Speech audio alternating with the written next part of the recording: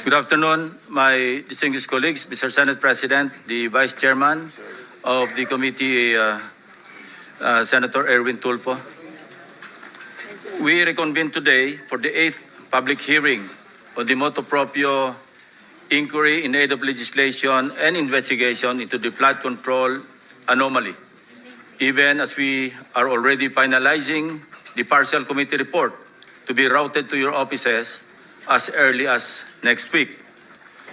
Contrary to the lies and obfuscations that naysayers are trying to spread around, your Blue Ribbon Committee has accomplished so much since the flood control scandal broke wide open in the middle of last year.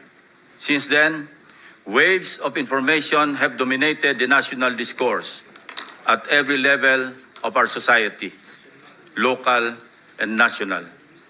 Lest we be drowned out by the rising tide of noise here and there, allow me to run down how much ground we've covered in the course of the committee's 7 public hearings. Since the Bulacan 1st District Engineering Office was exposed as the epicenter of the biggest corruption saga in recent history, your committee was able to hear and record the sworn testimonies of DPWH District Engineer Henry Alcantara, Assistant District Engineer Bryce Hernandez, JP Mendoza, and the rest of the so-called BGC boys, and laid bare their collective splurging of billions of pesos in several casinos, made possible by their indispensable roles in a mafia-like scheme, not from extortion for protection activities involving business establishments, but through an elaborate conspiracy in siphoning funds from the country's national budget intended for flood control projects to protect lives and properties of Filipinos in low-lying areas. Then, there was former DPWH Undersecretary Roberto Bernardo.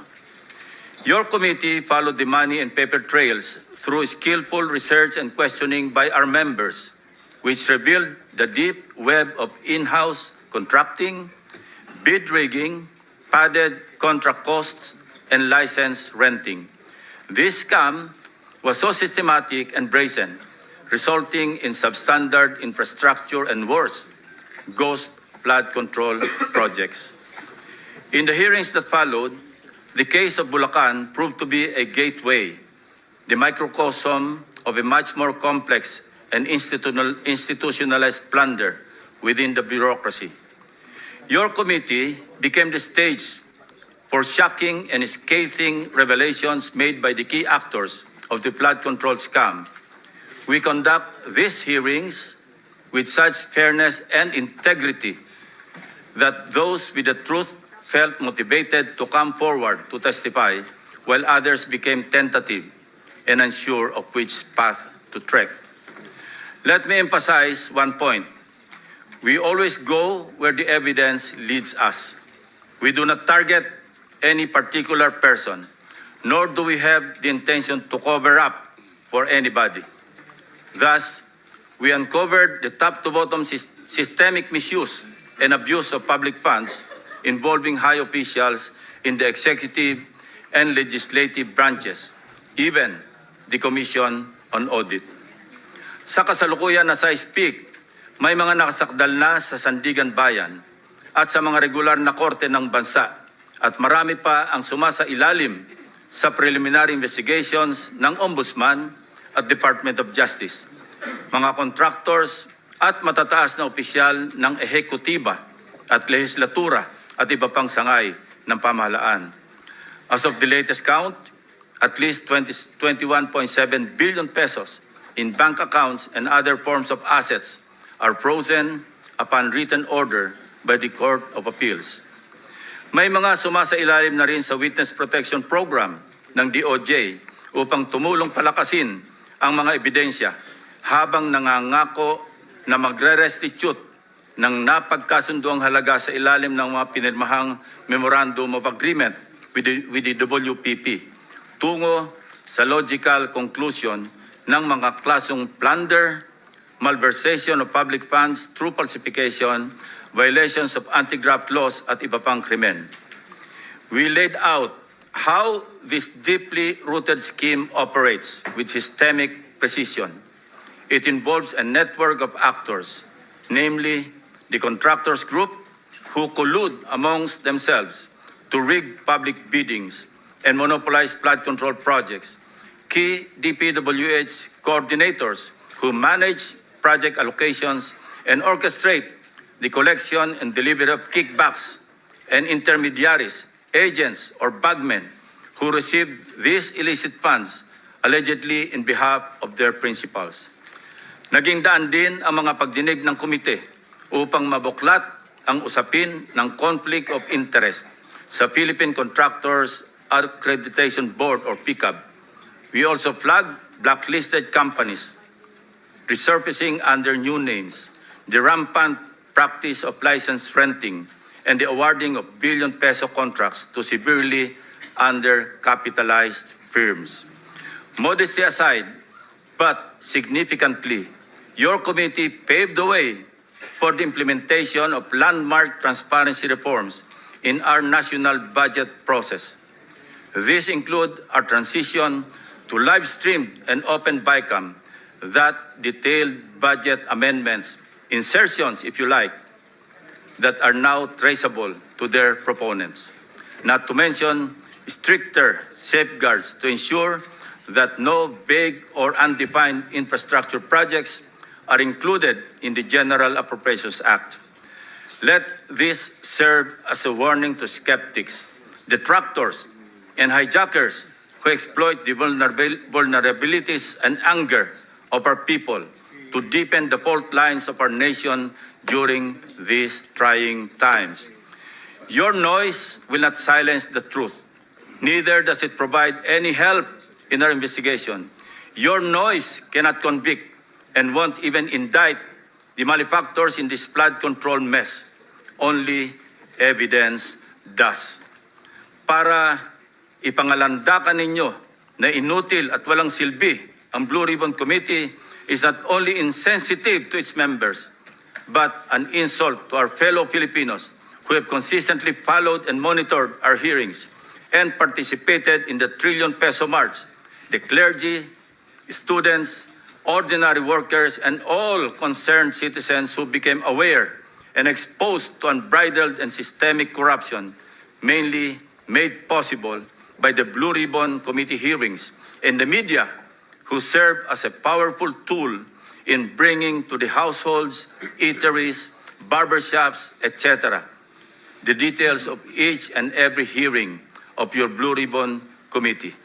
With all that being said, as the chairman of this committee, I say to you, shut the F up. Let us now resume our hearings. General Counsel, kindly acknowledge the members present and the resource persons present.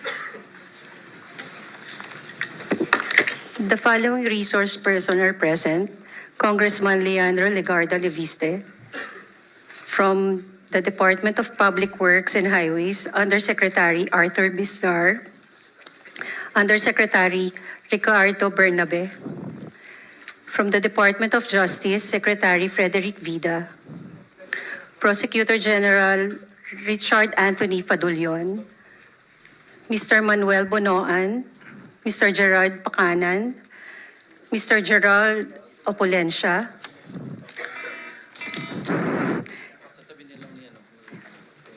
Mr. Henry Alcantara, Mr. Bryce Erickson Hernandez, Mr. JP Mendoza, Mr. Trigve Olaivar, Mr. Maynard Ngu. That's all, Mr. Chairman. Thank you.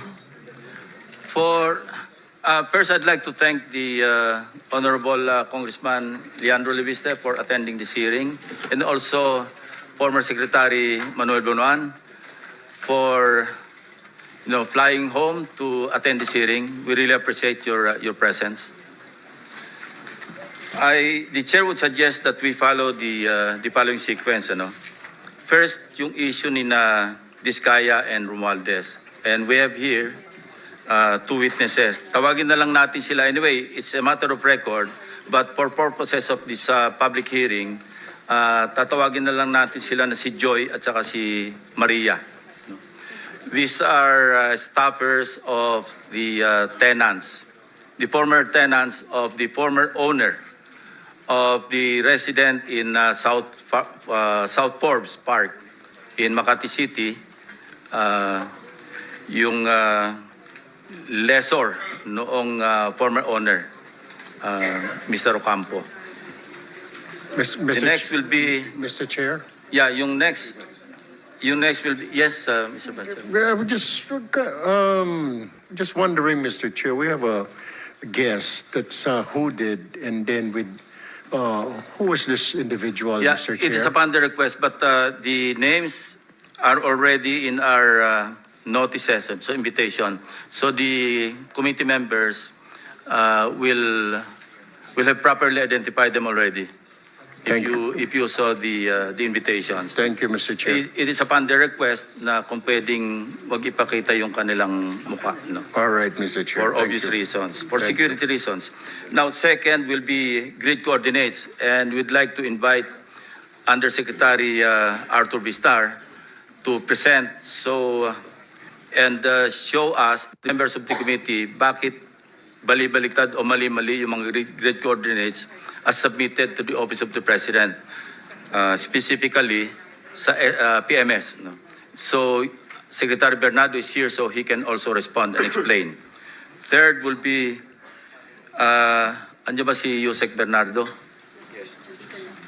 Yeah, Undersecretary Bernardo, yung issue about the role of General Nick Torre do sa kanyang paghingi ng custody. And the last would be the Cabral files. I guess this will be sensitive enough that it could merit an executive session. Depende sa ating mga kasamahan dito kung ano yung kanilang sentiment about this. Yes, Mr. Senate President. Thank you, Mr. Chairman. May we ask those invited or just recently invited to take their oaths? And I would like to find out, well, as usual, I'm here to listen, but I'd like to find out who, through the Secretary of the Blue Ribbon, who responded to the subpoena that I have signed and have issued recently. The 12 subpoenas that were released. May we find out who are here to attend because of the subpoena? Thank you, Mr. Senate President. Well, mainly one of the reasons I'm asking for this is because we would like to find out who responded. And secondly, those who did not respond, and perhaps we may discuss it with the members of the committee for us to either ask for a show cause or issue a warrant of arrest for not responding to the subpoena of the Senate. We have done this before, numerous times. Yes, Mr. President, everybody is present. Lahat ng nakatanggap ng subpoena except former Congressman Saldico. So with that, shall we direct the Secretariat and Orly Gutesa for that matter? So i-direct na lang natin yung... Well, the two names that were mentioned, are they represented here somehow? There are no representatives, Mr. President. Therefore, I would like the committee to look into the possibility of issuing a warrant of arrest for both. Thank you, Mr. Yeah, Chairman. in deference to the latest Supreme Court ruling, Mr. President, show cause order na muna natin. And if not satisfactory, saka natin i-cite for contempt and eventually mag-issue ng warrant of arrest. Yes, that was the reason I was asking if there was a possibility of a representative from any of the two. Nevertheless, we'll leave it to you, Mr. Chairman. Thank you. Thank you, Mr. President. The Secretariat is directed to issue show cause orders to Congressman Elizalde Co and Orly Gutesa. So with that, let me recognize first, kindly administer the oath to the new attendees. Mr. Chairman, also present is Ms. Carlene Yap Villa, Secretary Rolando Toledo, and also Yusek Bernardo. Those who are here for the first time, kindly stand up and raise your right hand. Do you solemnly swear to tell the truth, the whole truth, and nothing but the truth in this proceeding?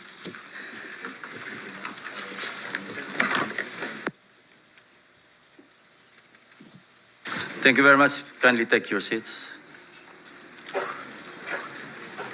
Just in case anyone asks why we did not ask Congressman Leviste to take his oath, he is a member of Congress, and we are all incumbent.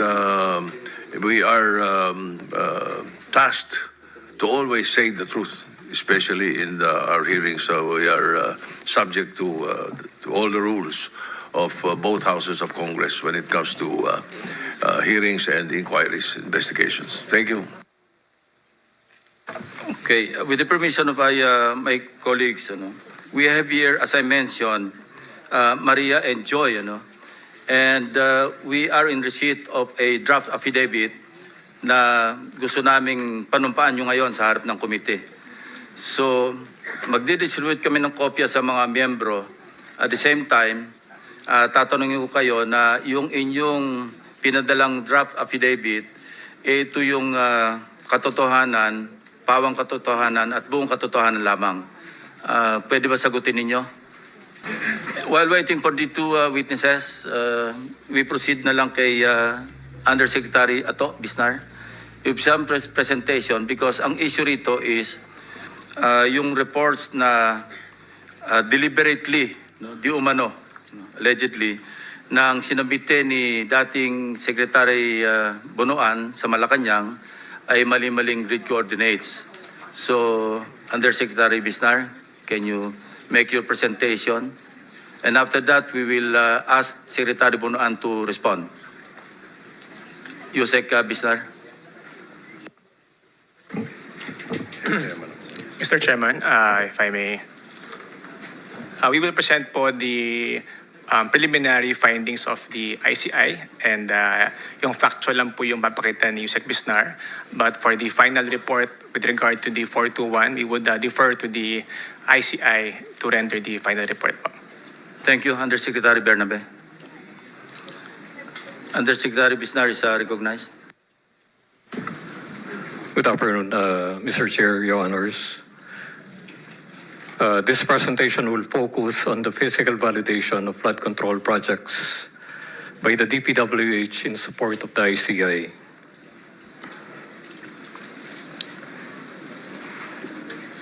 Next slide. The ICI mandated a four-step process as follows, as shown.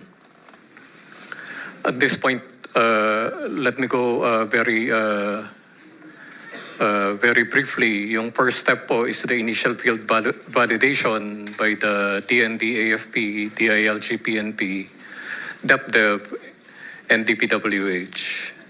After yung initial validation, ito po ay ginawa because we're talking here of 30,768 flood control projects from 2016 to 2025. So as initial filter po, ito po yung ginawa natin, deploying po uniformed men and women on the ground para po mas ma-fast track yung process. But after po nitong initial field validation, may technical inspection po and audit of documentation. This time around po, engineers, accountants, investigators ang bababa po sa mga sa mga projects. And the third and fourth is the case build-up and eventually the drafting and filing of case. Ito po ay ICI process which the DPWH has been supporting from the beginning. Next. when we talk po about the 421 suspected ghost projects, ito po yung breakdown from the Sumbong sa Pangulo. There were 32, AFP PNP 169, DepDev 210, and then dahil po may common projects between AFP, PNP, and DepDev na 5, so na-trim down into 416 po yung suspected non-existent projects. Ito po yung sa first phase pa lang nung process. Next. So going po sa second phase na, yung technical inspection and audit of documentation. Next slide.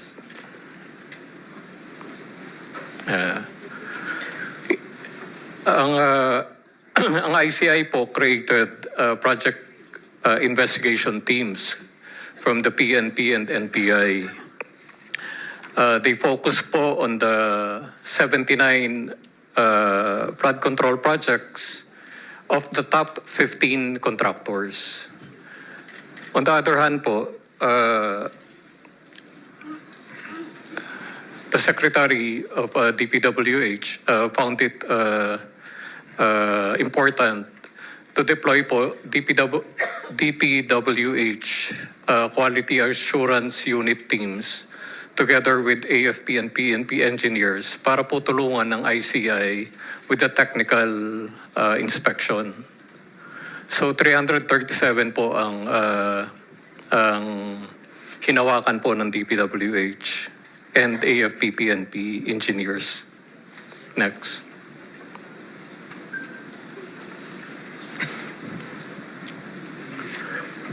From the very beginning po, 287 po dun sa total. Of the 416, 287 po ay coordinates, MIPS coordinates lang po ang naibigay. On the other hand, yung 129 naman po, MIPS and Infratrack coordinates. I will clarify further, Your Honors. Next slide. Ang na-provide po na coordinates ay yung MIPS start coordinates. At that time po, several other coordinates are available like the MIPS and at saka po yung Infratrack coordinates. Yung short explanation po about which is which, yung coordinates, I think Yusek Rico will discuss it very briefly, if he may, Mr. Chairman. Yung difference lang po nung MIPS at saka yung Infratrack or PCMA coordinates. May I turn it over to Yusek Rico very briefly, Mr. Chair? Thank you, Mr. Chair. So we have po two different coordinates, MIPS po and yung sa PCMA or yung Infratrack. For the MIPS coordinates, ito po yung Paki-spell out lang, Yusek, yung MIPS at saka these are acronyms na hindi lahat familiar. Yes po, ito po yung multi-year programming and scheduling application. Yun po yung MIPS. So ginagamit po ito sa planning stage po ito sa simula. Kapag po nailabas na yung GAA, nag-submit po yung mga implementing offices ng kanilang plano sa central sa planning service. Nandun po yung coordinates kung saan po nila pinaplano itayo yung infrastruktura. Yun naman pong sa Infratrack. Yun na po yung sa implementation stage or kung saan po yung actual na kino-construct yung infrastructure. So yun po ang naging findings po upon inspection ng ating mga field validators na nagkaroon nga po ng mga variance between the coordinates of the MIPS kung saan po ito sinabit sa plano at yun pong sa Infratrack. Yun po yung actual na kinonstruct. Thank you po, Mr. Chair. Chair. Are you done? May tatanong lang sa MYPS na sinabi niya. Kasi sabi mo, Mr. Yes, Chair, Senator Marcoleta is recognized. sabi mo yung MYPS GAA na. Hindi totoo yun kasi MYPS sa NEP pa lang yun. Preliminaries ito eh. Baka mag-mislead kami rito. Chair, can I, PCMA pa, meron eh. Doon mo ikumpara dapat kung bakit yung coordinates ay mali-mali. Otherwise, you will be misleading us further. Mr. Chair, tama po kayo na Mr. Chair. Kapag po yung galing sa regional budgeting, nasa MIPS na po yun before ng GAA. Kaya lang po hindi po kasi lahat ng proyekto na lumalabas sa GAA ay dumaan po doon sa regional budgeting. Kaya po in that case po, doon po nagka-plot pa rin ng bagong coordinates. Sa MIPS pa rin po yun. Kaya po yun po yung aming gustong i-resolve para nga po mabawasan yung mga human intervention, interference. Pero tama po kayo, Mr. Chair, tama po kayo. Kapag po galing sa regional budgeting before the GAA, meron pong MIPS coordinates. Ngunit yung mga proyekto po na wala sa regional budgeting, they will have to submit the MIPS after the GAA po. And then yung infratrack po, yun po yung part ng PCMA during implementation stage po. Yung actual po na implementation ng proyekto. Thank you po, Mr. Chair. Let me clarify, yung MIPS ba, are you saying na irrelevant na ito pag lumabas na yung GAA? Hindi po, Mr. Chair. Relevant pa rin? Yes po, Mr. Chair. Yes. Yun po yung sa planning po, Mr. Chair. So, Correct. yes po. So, hindi ito strictly na nasa NEP lang. Magta-transition ito sa GAA. Tama po, Mr. Chair. Okay, thank you. Please continue. Mr. Chair, i-emphasize ko lang po na yung MIPS coordinates, dalawa po yun. Yung, especially yung mga horizontal projects like flood control, yung coordinate sa start coordinate po kung saan magsisimula at saka yung MIPS end, ito po yung nasa screen. So dalawang coordinates po per project po yan. So, okay. Now, let's go to the meat of the discussion, because ang initial report that I received from DPWH itself, sinabi na deliberate, apparently, deliberate yung pag-submit ng mali-maling grid coordinates. Kasi iba yon kung inadvertent yung omission Yes, sir. or yung pagkakamali. Pero kung deliberate, that says a lot, di ba? Yes, sir. So, we'd like to be educated or informed. Sa inyong initial analysis or assessment, deliberate or hindi intentional? Mr. Chair, pwede pong magpakita ng Sige. ilang examples. Examples, po. yes, correct. Opo. Ito po, random po to and mostly na ipapakita po dito yung mga extreme cases na talagang medyo may kalayuan ang ito po, this is a 2024 project in Naguilian, La Union. Ang MIPS start, ito po yung na-publish sa Sumbong sa Pangulo. Next. Paki-click po. Again, please. Paki-atras po. Paki-atras muna po. Ilang clicks back. Apo. Ito po yung MIPS start coordinates na na-publish sa Sumbong sa Pangulo. Yun rin po yung color blue na pin sa mapa. Yan po, tinuturo ng cursor.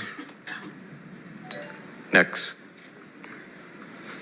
Ito naman po yung MIPS end coordinates na available at that time pero hindi na po naibigay.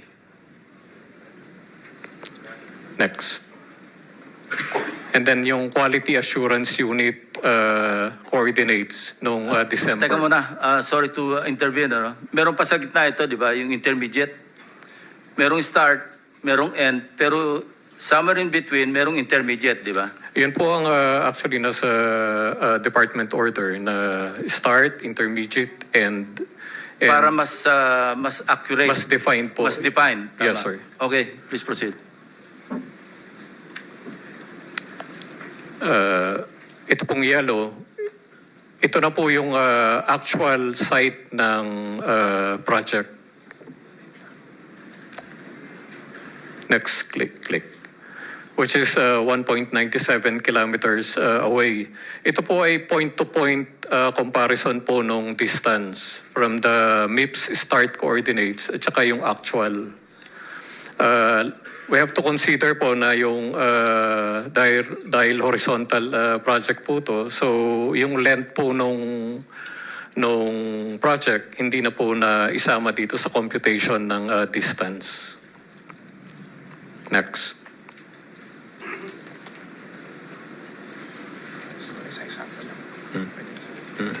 Dalawa. Ito po sa Region 2, 2022 project. Yan po yung MIPS start coordinate na nakapublish sa sumbong sa Pangulo. Next. Yung MIPS and coordinates. Next. And then yung actual po. Ito naman po, kung naibigay yung MIPS and coordinates, definitely po makikita nung validation team at hindi po ma-report na non-existent.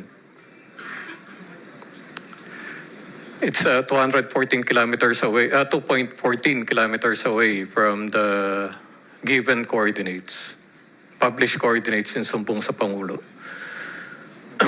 Ito pong examples na ito ay all throughout the different regions, Your Honor, Mr. Chair. Next, we'll go to Visayas po. Let's skip to Visayas.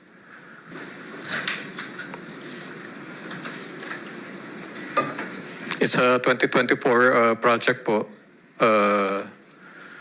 worth 98 million in Negros Oriental, yung map. So, Mr. Chairman,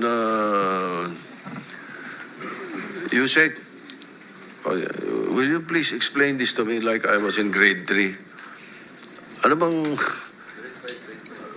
ibig sabihin nung ito yung start, if start, ito yung end? Yes, sir. Tapos, actual ito. So, anong implikasyon nun? Yes, sir. Mr. Chair, if I may explain po briefly. Mr. Chair, basically, the presentation just shows na meron nga pong variance between the MIPS coordinates, yun nga po yung sinabit ng plano, and yun pong actual implementation. Now, kung bakit po meron ganong difference, yun po yung aming mga nireforma para nga po mabawasan yung mga ganong human interventions. No? And kung buong justified po ba yung pag-urong ng coordinates or duman sa proseso, that is something that we will have to investigate. Ngayon po, Mr. Chair, dun po sa tanong nyo kanina, kung yun po ba sinabit deliberately, of course, ayaw po namin, we're not in the position to answer that. Perhaps Secretary Manny Banuan, who submitted those Yes, I coordinates. understand. Ang tanong ko is, yung nag-random sampling lang kayo, di ba? Ilang projects out of the 30,000 all over the country, ilan yung nakita nyo sa random sampling para ma-establish ang pattern? Ilan yung tumama, ilan yung namali? This is important Yes, kasi kung ang percentage ng mali na-overcome o na-overwhelm yung tama, may pattern yon. Pero kung halimbawang sa 10 na random sampling ninyo, isa o dalawa lang yung mali, then there's no pattern. Maybe inadvertent yung omission. Yes, sir. To me, as an investigator, Yes, that's sir. important. So, anong percentage ng mali against the tama? Yung meron pong slide tayo if we move forward po. Ito pong answer din si Senate President. Ito pong MIPS coordinate, MIPS start coordinate. Ito po ang naisumite sa PMS at nailagay po sa sumbong sa Pangulo. And the only reason po kung bakit 337 projects lang po ang sample natin is because ito po yung actual na napuntahan po nung ating technical ng mga engineers po natin. And nireport po nila, na-assess nila na talagang na-assess po nila. So if we ano po ba out of 337 ang more than 50 meters away, 291 po. Yung less than 50 is 46 out of the 337 sample projects. Thank you. Now, we go to the motive. Ano? If true na deliberate ito, anong possible na motive? For deliberately maliin yung pag-submit ng mga grid coordinates. Naturally, pag mali yung grid coordinates na sinubmit, siyempre, lolobo yung ghost projects. Kasi pag pinuntahan yung grid coordinates na mali, wala makikitang project, ire-report na ghost. Hindi ba? Yes, Mr. Chair. And So, yun po- yung credibility ng sumbong sa Pangulo website will suffer. Kasi kung napakaraming mali doon sa grid coordinates, ni-report na may ghost flood control projects, eh hindi naman pala. You see my point? Yes, Your Honor. And totoo po yun. Kasi yun po ang nangyari dito sa initial field validation natin. Out of the supposedly 421 na trimmed down to 416, ito po ay initially pinuntahan na po ng, ng AFP-PNP, ng DepDev, at chinek po nila. Dahil wala sila pong nakita, dahil mali po yung coordinates, nireport po nila as non-existent. And I think this is substantial enough. 337 out of the 421. Tama ba yun? Yes, Mr. And Chair. out of the 337, 80+% yung malayo. 86% po yung more than 50 meters. More than 50 ang- meters. Even away. pagka less than 50 meters, mali pa rin yun eh. Maglakad ka ng from here to 50 meters from here. Medyo malayo pa rin yun. Hindi pa rin makikita yung tunay na ghost project at saka yung compared to the accomplished or completed projects. Yung meron. Yes, Mr. Chair. Kasi marami pong factors pag nasa baba na. Yeah. Meron pong mga lugar, medyo masukal na yan.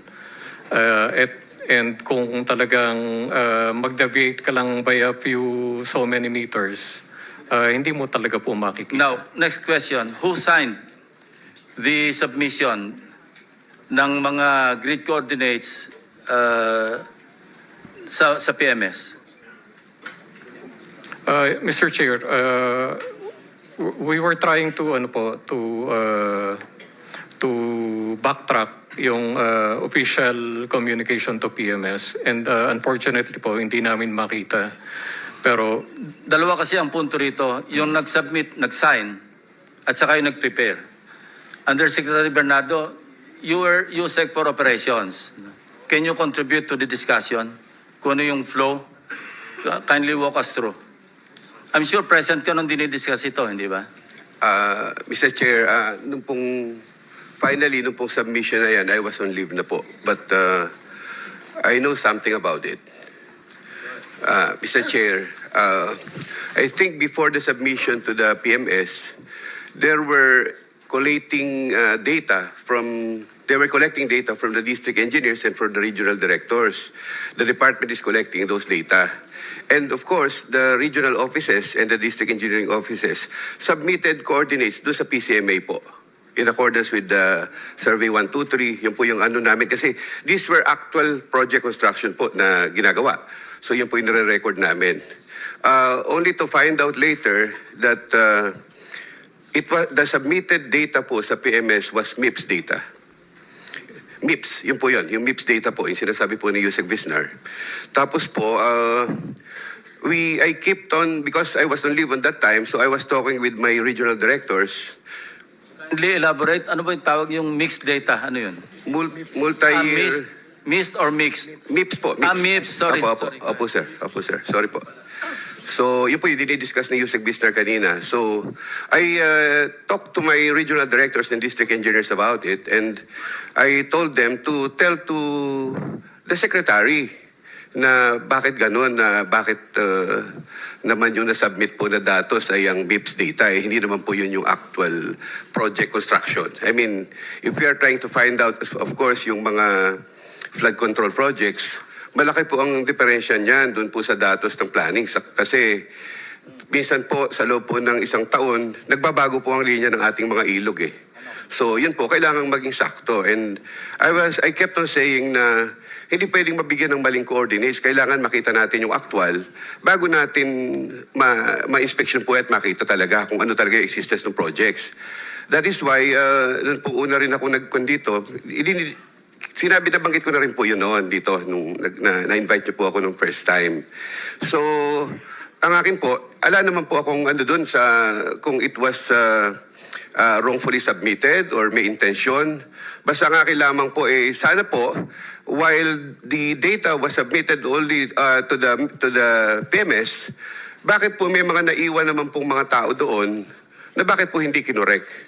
During that time ay pinasabihan ko po na yung po actually meron pa pong mga tao ngayon na nandoon, including the QAU, who were, I think some of those QAU members were also contributors to the inspection. I mean, sila rin po nag-verify noon eh. Bakit di po nila sinabi na mali po yung dahil ang nabigay pong data doon sa nag-inspection, MIPS data rin po. Nung una po I think nung naggawa po si Secretary Manny Bonoan ng mga mag-inspection, ang nagbigay po ng data from planning, yung pong MIPS data rin po ang binigay. So sabi ko, talagang maraming makikitang ghost projects dito at hindi mabe-verify talaga yung actual project na nagawa po. Yun po, Mr. Chair. Yes, Secretary Bonoan, you may respond. Thank you, Mr. Chairman, Your Honor. Let me backtrack a little bit, Your Honor, on the submission of the projects that we submitted to the Office of the President. See, as directed by the President during his SONA, he directed actually the Department of Public Works and Highways to submit at the earliest possible time the list of completed projects, flood control projects from July of 2022 up to May of 2025. So with that, we had very little time actually to go through all the data. And on August 4 of 2025, we submitted the list of projects numbering, I think, about 9,856. 9,856, but there was a correction of one project, so it became 9,855 projects. Truth of the matter is, because of the time constraint that we have to submit, I instructed the late Undersecretary Cabral to collate the information that we need to submit to the Office of the President. And because the Planning Service has a record of projects that had been completed already, Mr. Chair. Under the MIPS,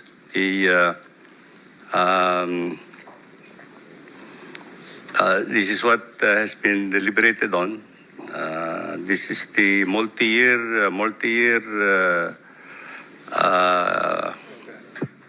program scheduling.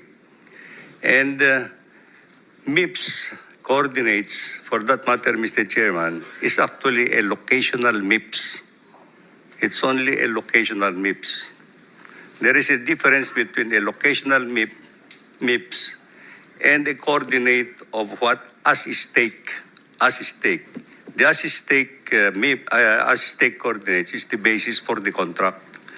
Depending on the situation on field, Ito yung linear distance, sinasabi ninyo. the as stake, yes, that is already the coordinates for the contract in itself, Mr. Chair.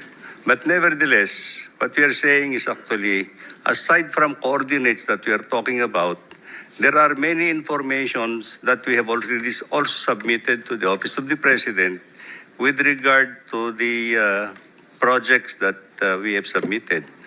We have submitted where the project is, which agency or district district office. The name of the project is the same project that would have appeared in the General Appropriations Act.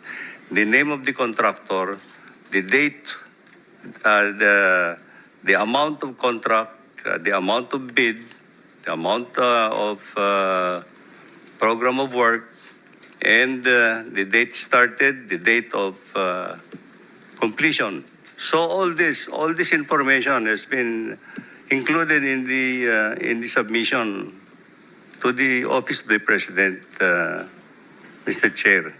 So the coordinates is just one of the data that is included. So there are many other data that you can validate actually the existence of the contract in itself. In fact, Mr. Chair, when we submitted this in August 4 of 2024, I know that there has been some differences between the MIPS coordinates and the as-stake plans, and therefore, immediately after we submitted it to the Office of the President, I immediately sent validation teams actually for the purpose of getting present absent status of the 9,855 projects. And in a week's time, there were reports already that were coming to my office, to the office. And it is only in Region 3 that furnished me a copy of possible potential ghost projects. And well, true enough that when I received this report, there are no other. By the way, Mr. Chair, there were no other regions that furnished me a or informed me of any other ghost project at that time. So right then and there, I went to validate myself actually where these ghost projects are in Bulacan First Engineering District, so to speak. And true enough, collaboration with members of the officials of that district and the regions, I found out that there had been some ghost projects in that area. And immediately, Mr. Chair, after my validation, I went to the President, and I was the one who personally reported to him actually the potential ghost projects at that time. Let me also clarify, Mr. Chair, that my statement to the President is that I hope, Mr. President, that this is an isolated case because there has not been any other report that reached me, including in Bulacan area, where there are 3 engineering districts. And if it would have been a pattern actually in that district, then you can imagine there's only one that has reported presence of ghost projects. And so the President told me to start investigating the ghost projects. Immediately thereafter, Mr. Chair, I relieved all the personnel of Bulacan First Engineering District, and we started to undertake the investigations. But thereafter, during the investigations, including COA and everything, then I resigned in September 1, Your Honor. So that's the whole story. So there is actually a difference between MIPS coordinates and as-stake plan coordinates, Mr. Chair. Admittedly, I think, if I remember right, I also discussed this a little bit with the President when I reported actually where the ghost projects are.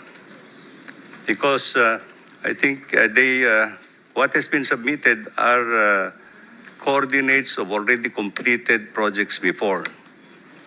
So there are some differences, Mr. Chair. We'll now proceed to the priority list. based on the order of arrival of the members of the committee. Let's start with Senator Erwin Tulfo, followed by the Senate President, then Senator Risa Ontiveros, Senator Marcoleta, Senator Ejercito, Senator Gatchalian. Kasi hindi naman tayo masyado marami, we'll give you 15 minutes each. Thank you, Mr. Chair. Just like to direct my question to former Secretary Bonoan. Nung kausap niyo ho ang Pangulo, nung pinabigyan, hiningan po kayo ng report about sa Ghost Project, natunugan niyo na ho na may mga problema na ganito po, yung mga coordinates, or wala kayong idea because you relied only on the information submitted to you by the district's engineers and regional directors. Then that's the report that you gave to the President. Kaya inanunsyo ng Pangulo na napakarami mga ghost project. Is this correct? Your Honor, Mr. Chair,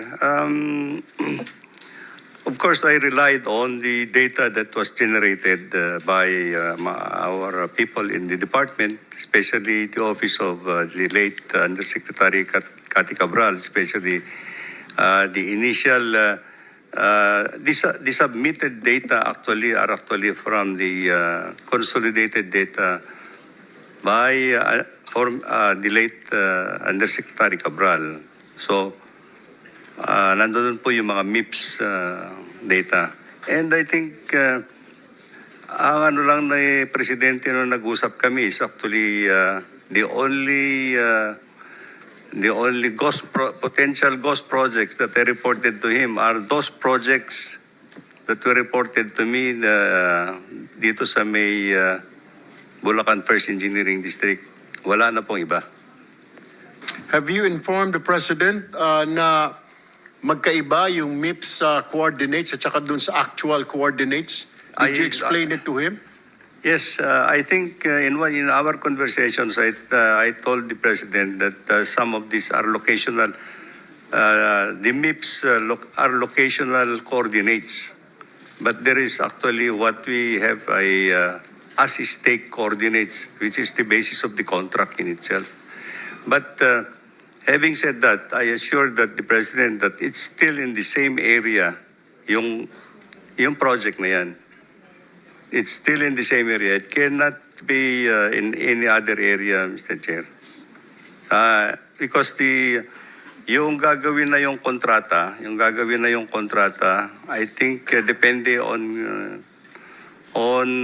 depende dun sa situation on the field that would warrant on the technical assessment on the field. This is where they're going to put up the as-stake project. All right, thank you, former Secretary Bonoan. Let me go now to Yusek Bisnar.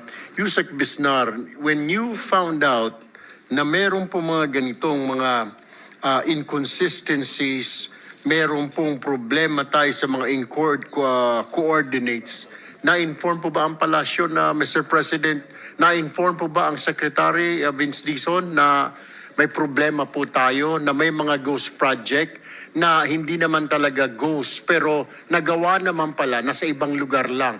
Were they informed, the Secretary and the President? Si Secretary po na inform na, and pina-finalize lang po yung report para po mapadala sa PMS and para po makorek yung sumbong sa Pangulo website, Your Honor. Ilan po sa tingin ninyo right now ang na wrong ang naibigay na coordinates? Kasi, Mr. Undersecretary, ang dami pong kinasuhan, ang dami pong contractor, ang dami pong mga opisyal ng Public Works and Highways na kinasuhan. Kung ginawa naman po ang project, yun po yung tanong natin.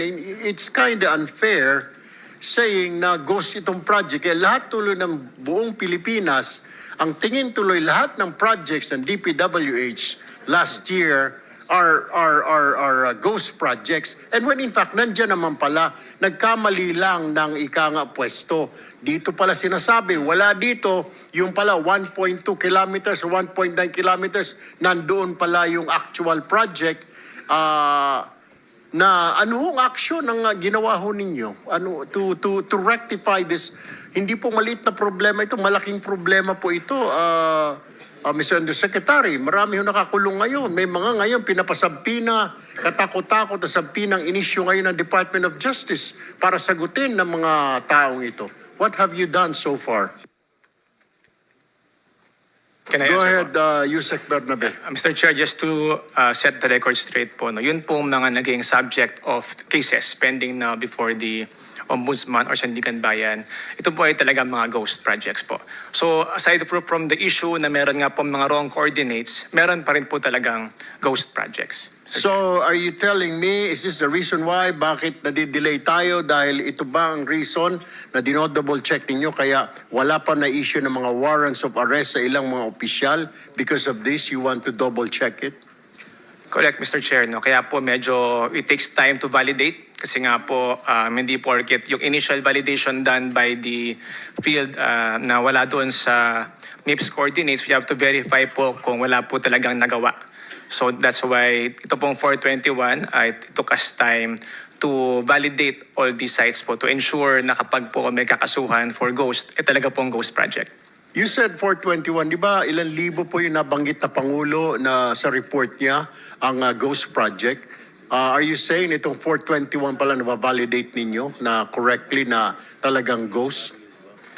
Mr. Chair, yes po. Ito po yung listahan ng ICI. ICI po kasi talaga yung may initiative on this and we are just rendering them technical support po. Pero po yung 421 pa due po of course to limited manpower.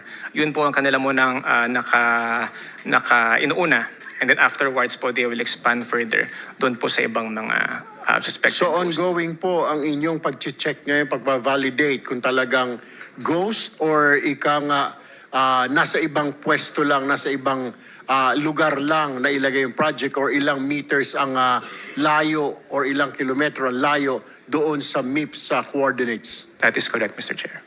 Ilan pa po ang i-validate ho natin? We will defer po to the ICI to give us po yung schedule and to render the final report. But as we speak po, we understand that the 421 malapit na pong ma-finalize yung first batch po na yun. All right, thank you. Secretary Vida, DOJ, ano ang ginagawa ho ninyo ngayon? Kasi hindi ho kaya ang problema dito dahil mali po may mga narinig po natin sa DPWH na may mga wrong coordinates. Pina-check po sa NBI teams natin, AFP, PNP. Wala yung project pero move lang pala ng 1 to 2 kilometers away doon sa actual site na sinasabing dapat kasi MIPS coordinates pala yon, hindi talaga actual coordinates. Meron po ba kayong ginagawang counter-checking also, not just relying sa ICI, kundi mismong mga tao to make sure? Kasi nga naman po, marami ho tayong kakasuhan, marami ho tayong bibigyan ng warrant of arrest. What have you been doing so far dito po sa DOJ to make sure po na pabibigyan po ng hustisya ang lahat? Maraming salamat po, Senator. Sa kasalukuyan po, 14 po yung projects na identified na ng Department of Justice sa pamamagitan po ng pagkalap ng iba't ibang pirasong ebidensya, pirasong ebidensya. Kaya po ito po yung nakasalang na. 14 po na projects na sa amin pong, kami po ay kumbinsido na ghost projects. Ito po ay hinugot dun sa unang listahan po na 421. Dun sa iba po na 421 projects, hindi pa po kami kumbinsido na ghost projects sila at patuloy po kami nagkakalap ng iba't ibang ebidensya para masigurado siyang ghost project. Pero sa kasalukuyan po, tulad po yung sa 14 na yun po, yung 2 po nun, kasalang na po sa Sandigan Bayan. Yung, so 14, 2, yung 12, nakasalang po yung, sa isa pong batch, yung involved po yung Sims Construction Trading, may 3 kaso din po yun. Nakagayak na po na maglabas ang DOJ ng resolution para ipasa sa Office of the Ombudsman para timbangin kung ito'y a-aproba ng Office of the Ombudsman. Sumunod po, may 6 na project din po na involve po ang Wawaw Construction at Top Notch Catalyst Builders na ito rin po ay tinuturing naming ghost projects. Ito po ay nakasalang pa ho sa PI, preliminary investigation. Tapos may 3 pa hong high value cases na involving ang kinaso naman po na nakasalang na PI ay plunder po. Para po sa kaalaman ng lahat, ang PI po ay preliminary investigation. Ito po yung proseso bago po magsampa ng information ang Office of the Ombudsman sa korte, either sa Sandigan Bayan o di kaya ay sa Regional Trial Court. Mr. Secretary, so naka-PI yung iba kaya wala pa mga warrant of arrest, pero are we expecting or are we going to expect na may mga warrants of arrest ilalabas soon to some officials pretty soon, at talaga ito ay final na po na talagang napatunayan na ito ay mga ghost projects, Mr. Secretary? Mr. Senator, opo, umaasa po kami. Tulad po ng mga una ho namin pahayag, ang paglalabas po ng arrest warrant ay isang judicial function. So ayaw po namin pangunahan ng korte ang Sandigan Bayan, pero kami po ay kumbinsido na pag nagsalang po kami ng information na inapruban ni Ombudsman, ito po ay makakatindig sa pag-aaral ng husgado para po ma-issuehan ng arrest warrant. Thank you. Let me get back to Yusek Bisnar. 421 cases, 14 pa lang po ang kumbinsido kayo na ghost project. 1,000 po yung na-file sa sumbong sa Pangulo. Kailan ho tayo matatapos nito? Baka tapos na po ang administrasyon na ito, itong mga kaso sa flood control, hindi pa natatapos, Undersecretary. Yun po talaga ang magiging sitwasyon natin po. Kasi as of today po, out of the 30,000 flood control projects from 2016 to 2025, out of the 30,000 flood control projects po from 2016 to 2025, ang na-inspect na po ng AFP, PNP is 10,238. Dahil po dito sa development po na to na most likely maling location ang napuntahan nila, then we have to restart over. Dito po sa 10,000 na validate nila, ang dineclare po nilang non-existent ngayon po is 252. So babalikan na naman po natin tong 252 na to or yung mga projects dito na hindi po kasama dyan sa 416, Your Honor. Mr. Chair, ang tanong ho natin kasi habang tumatagal po ito, magkakaroon ng idea yung mga tao na baka may tinatakpan ho tayo sa sobrang tagal. And I'm sure you've heard of the words or phrase na justice delayed is justice denied. Sa sobrang tagal po nito, ika nga, baka may mga maabsuelto, magkaaregluhan, dahil sa sobrang bagal ho. Are you satisfied or with this investigation going on sa baba ninyo? Your Honor, I would like to reiterate po yung nasabi na rin ni Yusek Bernabe kanina na ang DPWH po at this point is supporting yung effort po ng ICI, which is mandated na siya pong mag-lead ng investigation, Your Honor. Yusek, Secretary Vida, kayo ba ay satisfied kayo dito sa 421, 14 pa lang po ang sigurado na ghost project. Meron po tayong 30,000 plus na suspected ghost project. Opo. Baka tapos na ho yung termino ng administrasyon na ito. Ongoing pa ho investigation. Baka paano ko sa susunod administrasyon, hindi na po pag-uusapan ito. Di marami pong makakawala, marami pong malilibre, Mr. Chair. Opo. Mr. Senator, if I may suggest po, sana po ang DPWH at iba pa hong mga katulong ng DPWH sa pagbe-validate, maglabas na rin ng datos kung yung libo-libo hubang project, alin yung talagang hindi na ghost project. Para humalimit ho natin yung universe. Tulad po yung nabanggit po kanina ni Secretary Bunoan, malaking input po sa amin yon. Na sa mga initial report sa kanya, lumalabas sa Region 3 lang. Diba? yung mga unang bahagi. Para po mapaliit natin, para hindi ho tayo balik na balik sa libo-libo, kung makakapaglabas na ho ang ating mga kapatid sa kagawaran ng DPWH na, alimbawa po, 10,000, 9,800 dyan, sigurado na kami hindi ghost project. Di lumiit na po yung ating universe. Kasi limitado po ang resources ng government. Limitado rin po ang oras natin sa pag-asa ng ating mga kababayan na magkaroon nga ho ng solusyon. So what ang suggestion po ng inyong lingkod ay para mapaliit po natin. Let's if talaga pong validated na hindi siya ghost project, makapaglabas ho ng datos na hindi na talaga ghost project 'yun. Para makapag-concentrate po tayo sa case build-up dun sa talagang tinuturing nating ghost projects. So kayo din, Mr. Chair, ay nababagalan sa pangyayaring ito? Kayo po sa Department of Justice? Hindi naman po nababagalan. At batid po namin ang iba yung pagkilos po ng mga kapatid natin mula sa DPWH. Baka lang po yung idea na nailulutang sa publiko ay libo-libo pa ring project, pero batid na naman po sa datos na nakita na yung 9,000 mahigit ay hindi talaga ghost project. So aminin na natin sa publiko kung talagang hindi ghost project yun. Mag-concentrate na tayo ho para ho matumbok na ho natin kung sino yung dapat kasuhan, makapag-case build up, makapag-ipon na po tayo ng iba't ibang ebidensya pa ho. Tama po yun, Mr. Chair, and I agree with the Secretary of Justice, siguro, Department of Public Works and Highways, if you can submit a report kahit sa kanila lang muna na ito, we believe na hindi ito ghost project, ito ay ghost project.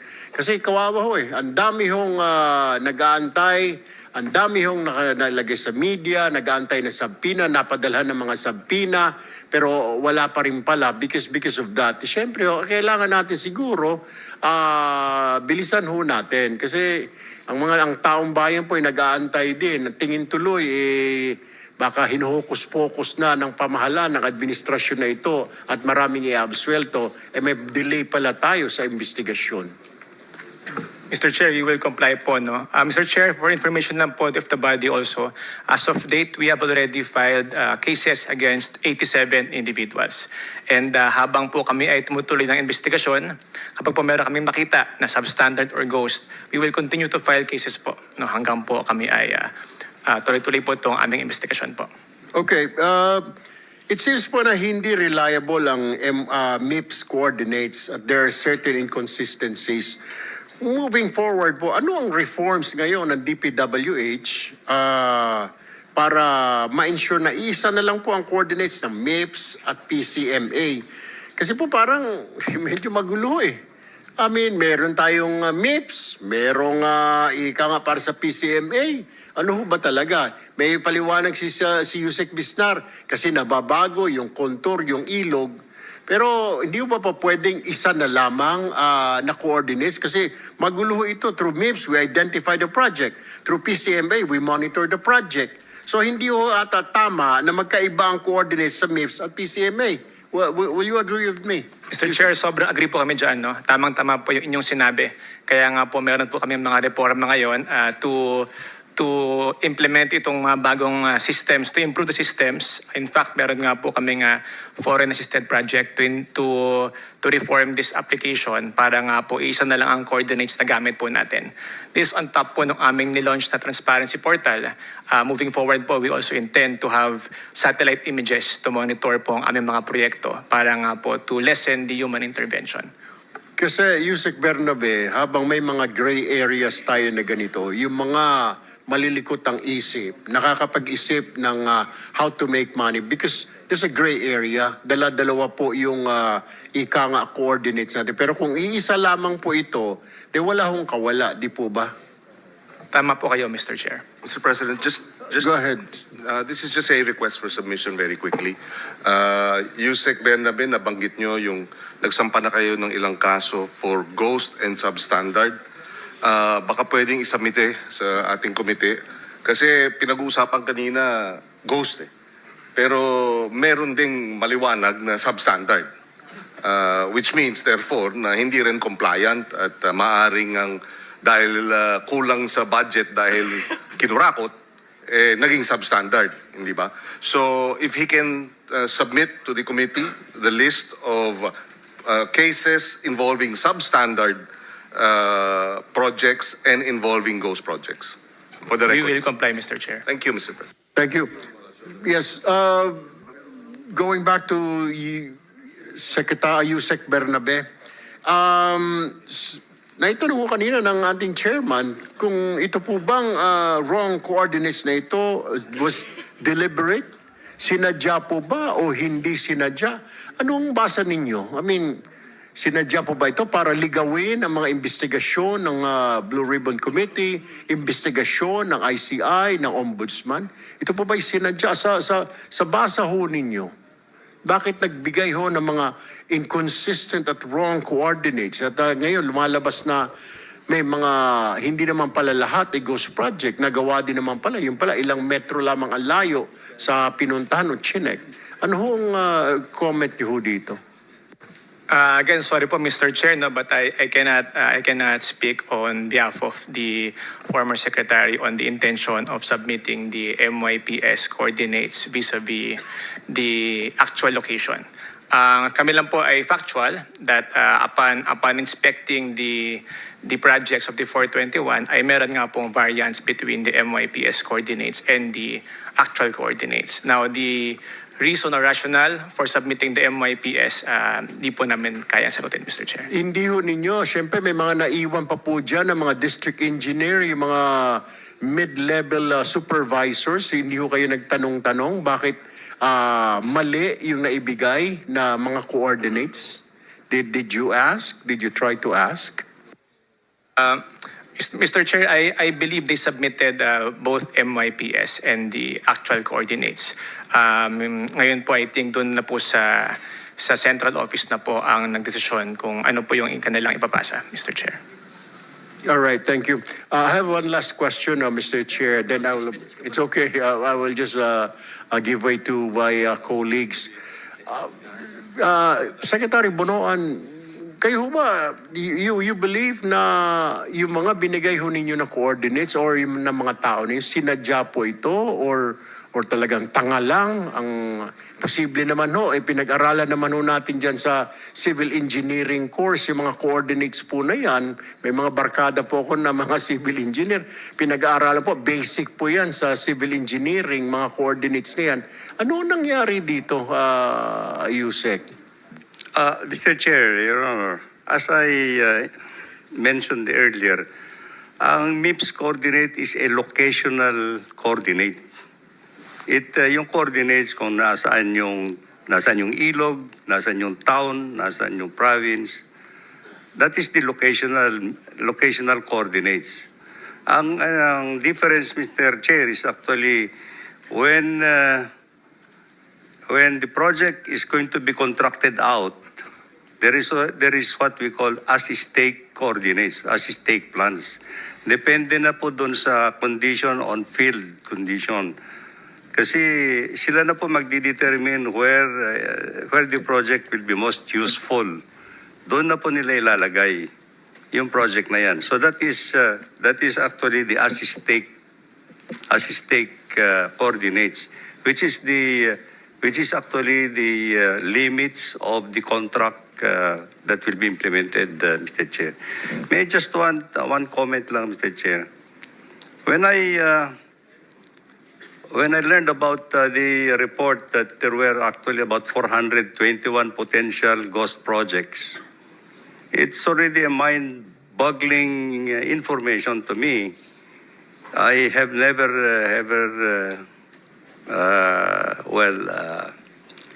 anything about this kind of ghost projects. Kasi if there would be that many ghost projects, I was wondering why would this not been naipaano na ng COA sa departamento? Hindi na ba because yearly, Mr. Chairman, the COA will have to submit to us actually their observation report. And 421 potential ghost projects, as reported, is really mind-boggling to me. A number of that sort all over the country.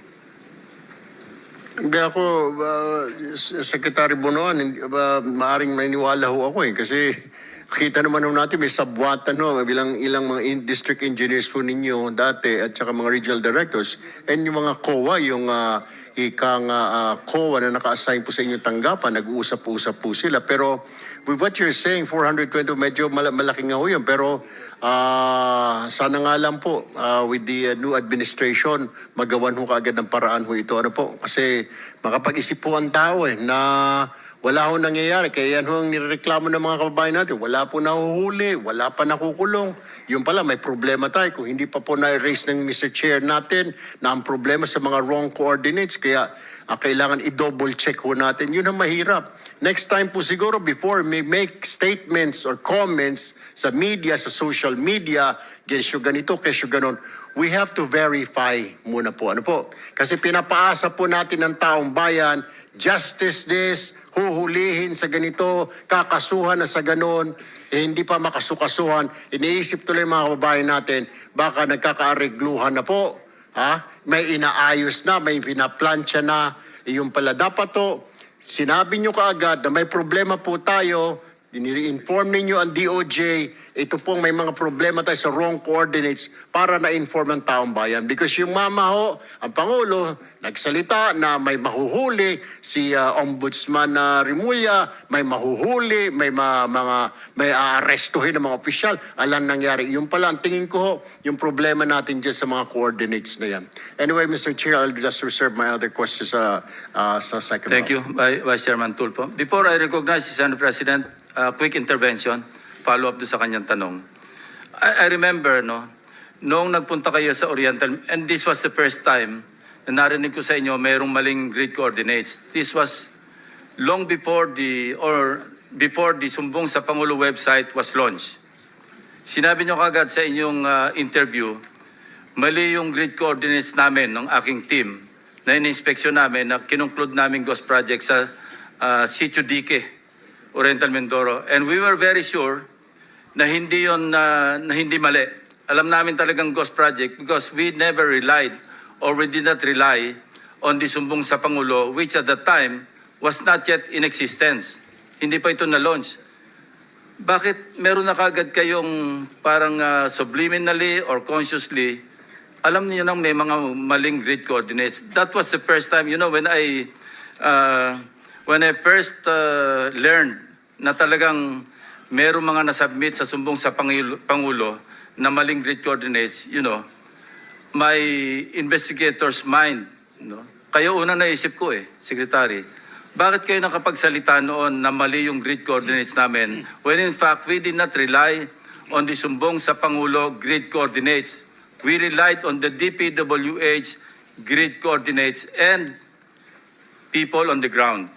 Kaya we were 100% sure na yung sinabi ko sa aking privilege speech na ghost project sa Sitio Dique was really a ghost project.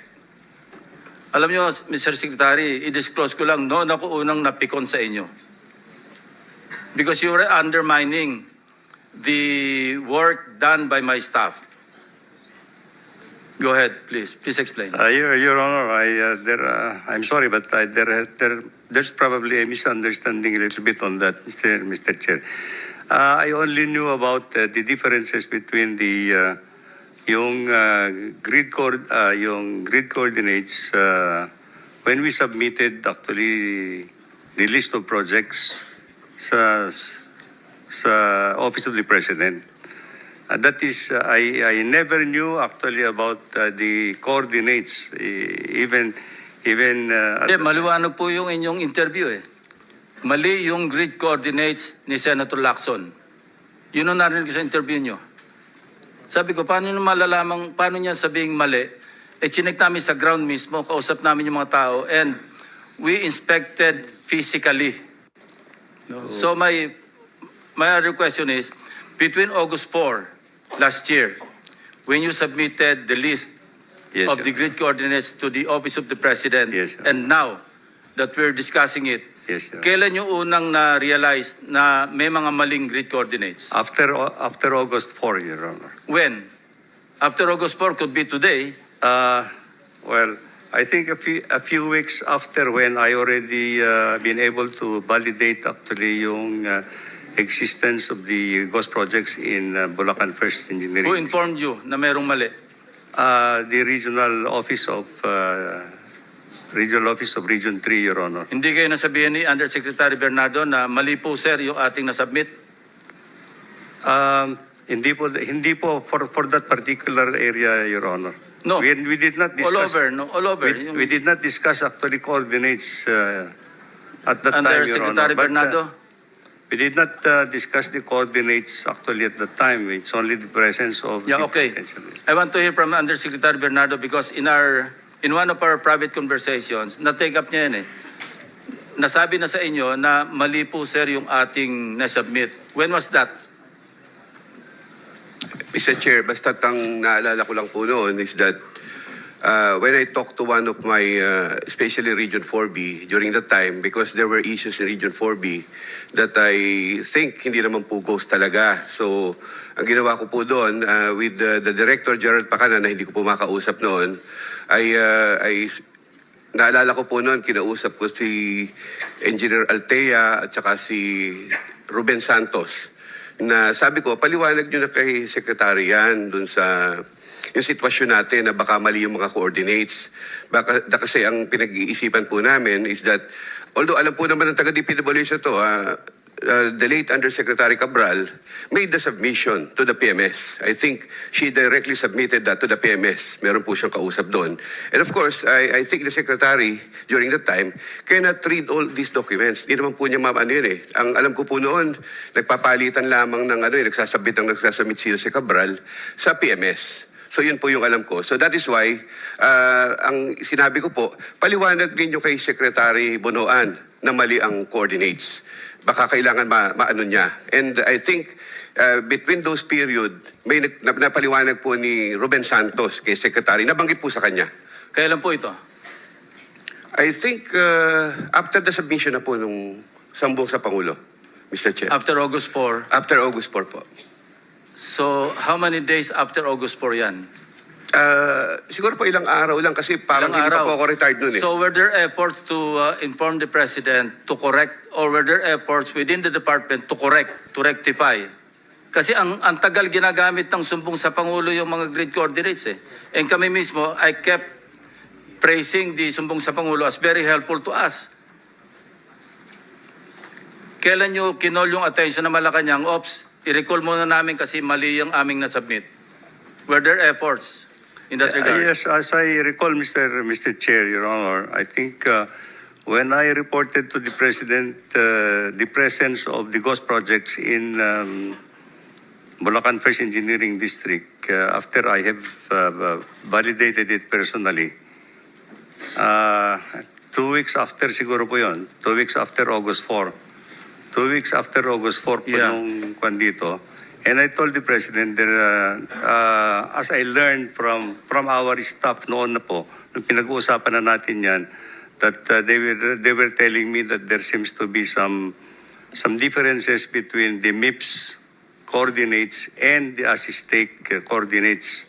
So I told the President that there are certain differences between the coordinates submitted in this sumbong to Pangulo. Thank you. The Senate President is recognized. Thank you, Mr. Chairman. Well, I was really going to ask the Department of Justice 1 or 2 questions, but before that, a concern was brought to my attention. You mentioned August 4, but August 3, former Secretary Bonoan, Engineer Bonoan, Yusek Alcantara reported to you the existence of ghost projects, which was admitted to him by Bryce Hernandez. You reported this to the President, who eventually, I understand, went to the site. So, did you validate this? How did you validate the report of Yusek Alcantara? I went to the site. DE? I'm sorry. District Engineer Alcantara. Your Honor, I went to the site myself, together with people from the regional office, and they pointed it out to me, the location where they claim it's already a project that was completed, and I took some time actually to validate it, asking people around, I mean the people in that area, if they indeed this project were actually new projects, and they confirmed to me that these were old structures already, Mr. Chair. So that was when you reported it to the President? Yes, Mr. Chair. And he went to the site? Yes, Mr. Chair. Have cases been filed for these three ghost projects? Well, Your Honor, after I resigned from the office in September 1, I would not put this So you're not status. aware? You're not aware. Where is this project, Engineer? In Bulacan First Engineering District, Your Honor, I think one in Malolos and one in Pandi or something. There was and also, I don't know if you're aware, but there was a case filed over the Nauhan Mindoro Ghost Project. You're aware of this?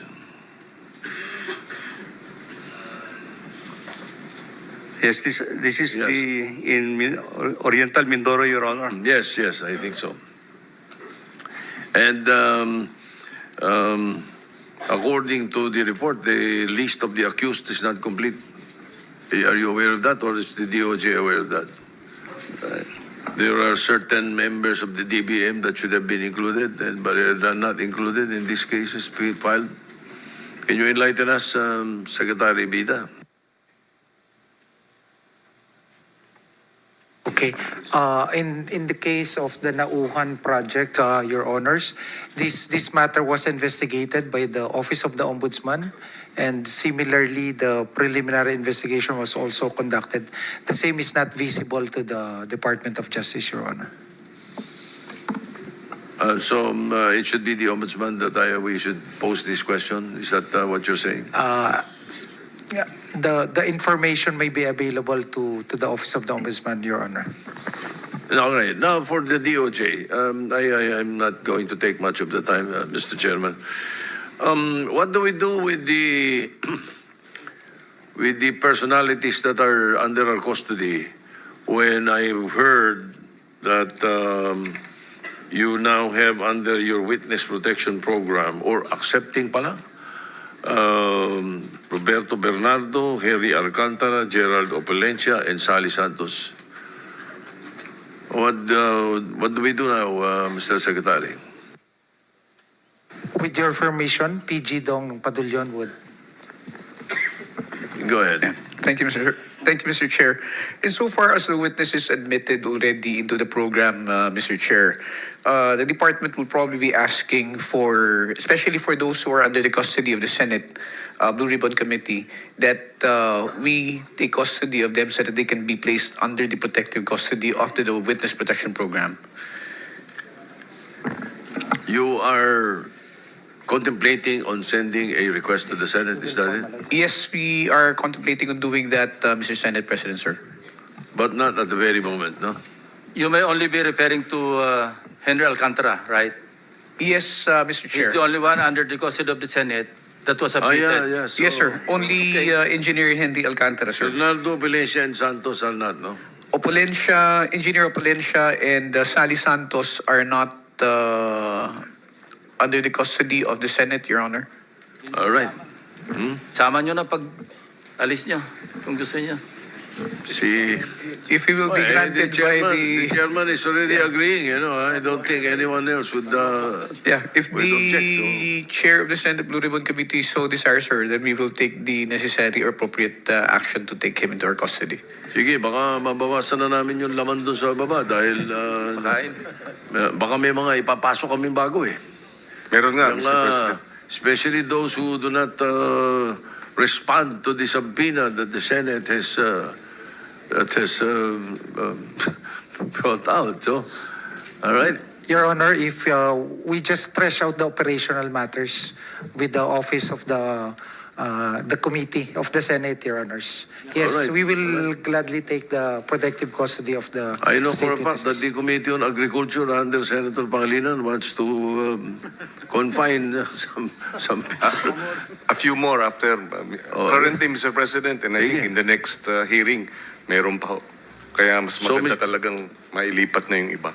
So, Mr. Chairman, are we agreeing to the request? Admit nyo na rin sa program yung iba kung magko-cooperate para mabuwasan pa ka rin kami rito. Assuming that they fully cooperate, ha? Kasi I've been telling them, informing them na hindi pa naman huli yung lahat.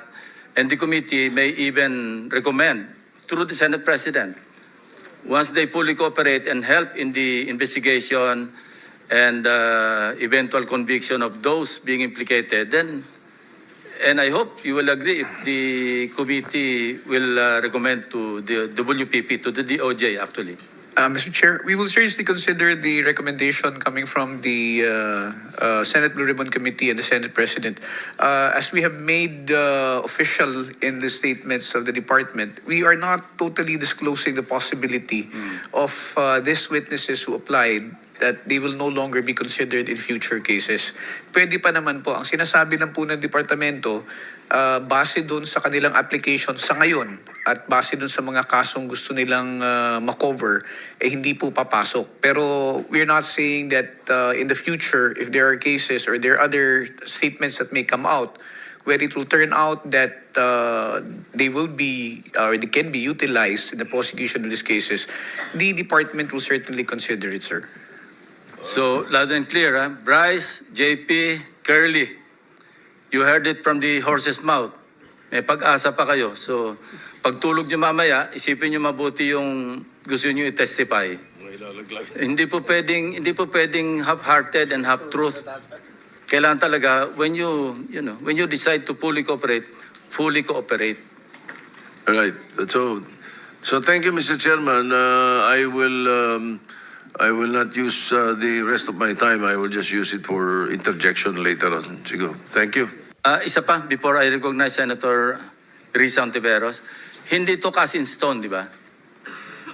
Kasi pag nag-violate along the way, pwedeng mawala sila sa program. Totoo po yun. May mga kondisyon na kailangan nilang Ang pinaka-basic na kondisyon, patuloy na makipagtulungan Correct. sa Estado para mapatibay natin ang kaso at successful tayong manalo sa mga kasong atin. And ang covered lang, yung kasong tinetestify nila. Pag may sumulpot na ibang kaso na hindi nila binanggit, na hindi sila kasama, makakasuhan pa rin sila doon sa ibang kaso. Opo. Yan po ang ating witness protection program, Your Honor. Thank you. Thank you, Secretary Vida. Mr. Chair, before we move Yes, on with your Senator indulgence JB of is recognized. Senator Ontiveros, tungkol lang dito sa pag-admit sa state witness state witness protection program. No? How do we determine? How do you determine? Do you determine yung gravity ng participation of those who were admitted as state witnesses? Kasi baka mamaya yung mga na-admit dito, most guilty. Di ba, I think, not a lawyer, pero sa batas, na yung mga most guilty, hindi ho pwedeng maging state witness. Thank you, Mr. Chair. Tama po kayo doon, sir, na sa pag-i-evaluate po ng kung sino yung tatanggapin bilang state witness, hindi naman po kasi question niya na unahan. Ang pinagba-uusapan ho dito, meron po mga pamantayan na sinusundan tayo. First, that what they have to say is material, it can be corroborated, and that they're not the most guilty. So, kung meron po tayong makikita, no, hindi naman po rin kasi kailangan sa lahat ng kaso na kumuha ng state witness ang Estado. Only in those cases or instances na sa tingin natin kulang o may kakulangan doon sa ebidensya na kailangang mapunuan, diyan po natin tinitingnan kung sino ang pwede nating ikonsidera bilang state witness. Thank you, Mr. Chair. Also, yung I think you have to be meticulous on who should be admitted as state witness kasi baka mamaya maubos na. Kung matanggap pa as state witness yung talagang main participants, sino pang Sino na lang may iwan dito? You have to be meticulous on who to admit as state witnesses. Yes, Yan Mr. po, Chair. Mr. Chair, thank yes, you. Mr. Chair. We are very careful and we are conscious of the need to scrutinize and carefully examine who the applicants are. We cannot consider everybody who applies because otherwise wala na po tayong ipoprosecute dyan. Pero ang titiyakin po namin is that bago po kami kumuha ng state witness under the Witness Protection Program, ito po ay makakatulong po doon sa kasong isasampa natin. At bilang parang safety net, dito po sa mga natanggap, binanggit na nga po kanina ni Secretary Vida na hindi naman po sa lahat ng pagkakataon covered dito lahat ng kaso. It only refers to the cases which are covered and mentioned in the Memorandum of Agreement. Thank you. Before I recognize Senator Ruiz Ontiveros, segue lang tayo ng konti. Anyway, pwede naman balikan tong issue, including the Cabral files later. But para lang ma-dispose na natin yung dalawang bagong witnesses, nakapag-administer na ba ito? Di ba? Kindly administer the oath to Maria and Joy. Hindi ito yung mga real names nila, pero kindly administer the oath to the two new witnesses. Kindly stand up. Kindly raise your right hand. Do you solemnly swear to tell the truth, the whole truth, and nothing but the truth in this proceeding? Thank you. Please sit down. And ipaliwanag nyo lang kung bakit kayo naanditong dalawa. Kayo na yung magkwento. Sige.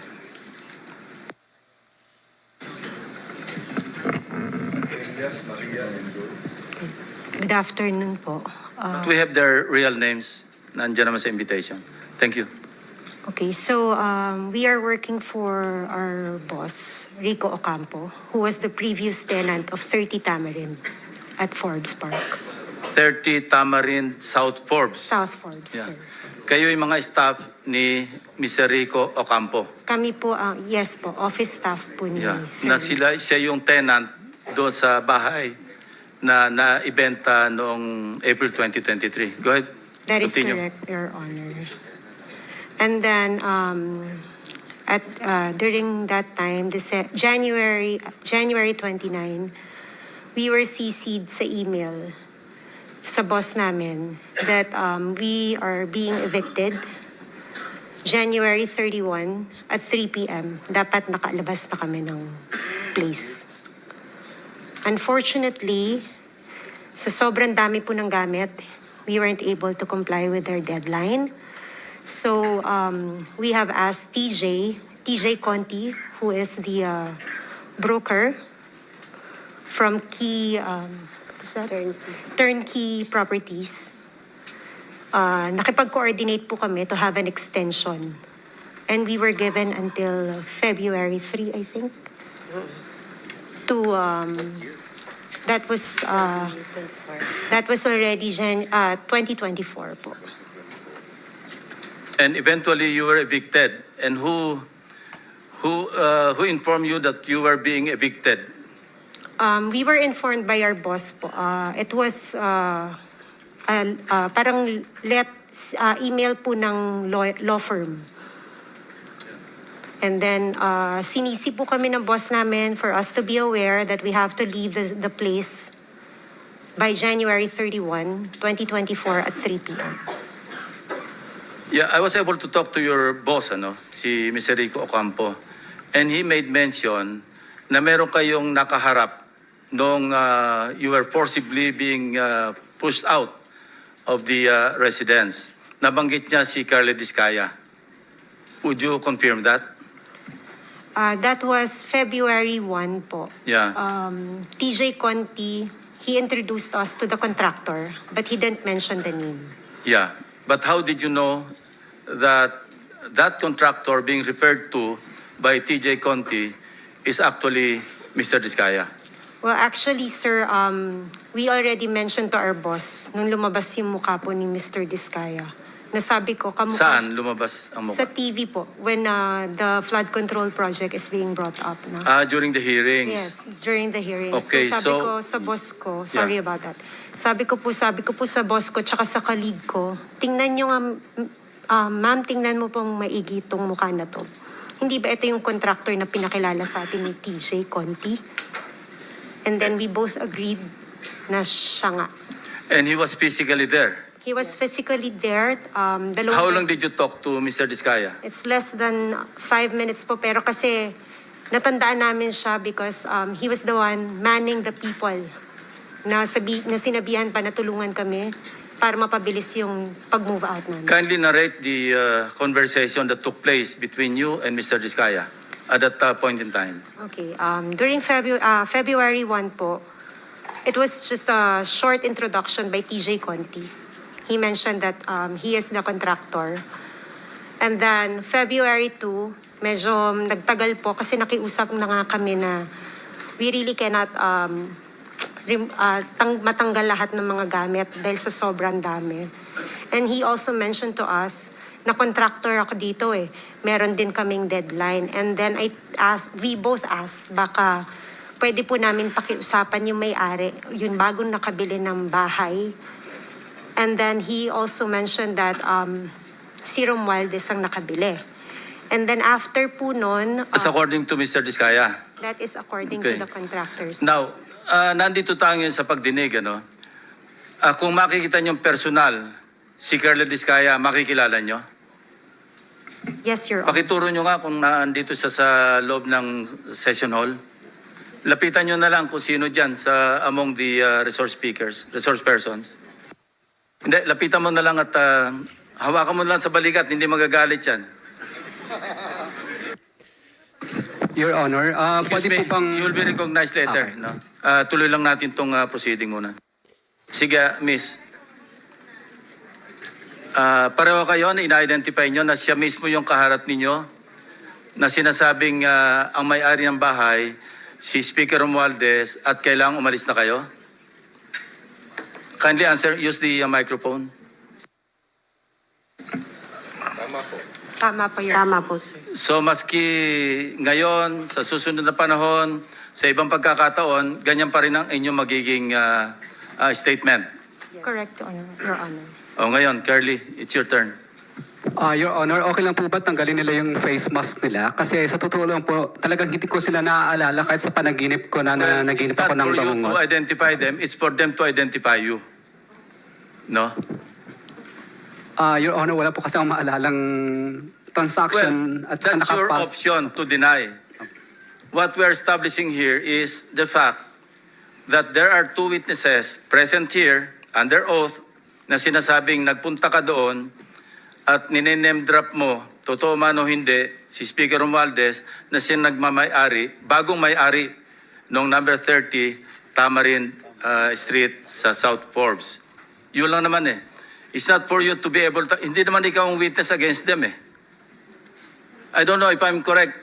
Secretary Bida, kindly help me out, or Dong, PG Dong. Tama ba yon? Wala siyang karapatan na i-identify yung nagturo sa kanya? Opo. Ang right to confrontation ho kasi kung yun ho ang iniisip ni Mr. Diskaya will come at the appropriate time. But for purposes of identification, ang kakailanganin lang po ay yung taong mag-identify dun sa taong kikilalanin. Thank you, PG Dong. Sige, say your piece.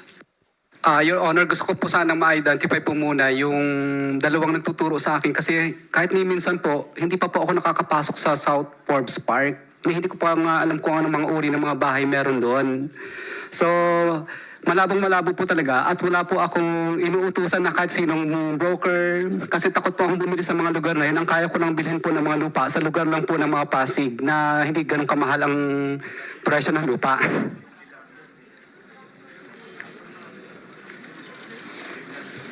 Hindi ko naman sasabing bumili ka eh. Hindi naman yan sinasabi, ikaw ang bumili. Anyway, that's it, ano? Ang sabi, Mr. Chairman, contractor daw. Ikaw daw ang contractor. Yun ang sabi. Hindi sinabing ikaw ang bibili. Your Honor, hindi po talaga, hindi pa po kami nakakapasok sa South Forbes Park. Settled na yan. Isang beses, opo. They pointed to you, they identified you, and you are denying. Period. Mr. Chair, follow-up question. Yes, Senator Risa. Salamat, Mr. Chair. Miss, yung mas malayo sa akin, may nabanggit kayong law firm na kasama nung pagpapaalis sa inyo at pagpasok ng bagong may-ari. Aling law firm po iyon for the record? Let me just check po my email, Your Honor. Tapos pakisabi na lang sa aming komite through the chair para lang mabuo namin yung sinasabi For that niyong matter, kwento. kung Yes, alam Mr. nyo Chair. rin, ang sinasabing si Speaker, pero si Speaker ba ang nasa deed of absolute sale? Kung hindi, sino? Kung alam ninyo. It's Golden Peasant po. Golden Peasant Holding Corporation, di ba? That is. Na ang major stockholder, isa nangangalang Paras. Hindi ko lang po sigurado. Yes. But for the law firm, it's Ocampo Manalo Valdez Lim.